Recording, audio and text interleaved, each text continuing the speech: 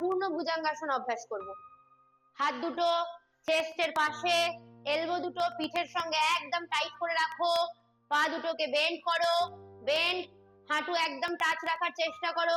দেন inhale করে front side আস্তে আস্তে আপ করো, আরেকটু আপ করো।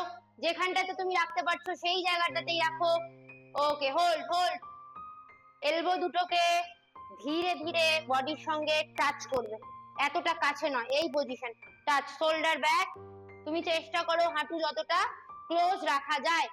1 2 3 4 5 6 7 8 9 10 1 2 3 4 5 6 7 8 9 10 ডাউন। পা সামনে সোজা, ব্যাক সাইডে স্ট্রেট করে দাও, হাত মকরাসন পজিশনে রাখো, ঘাড়টা একটা সাইডে বাঁকিয়ে।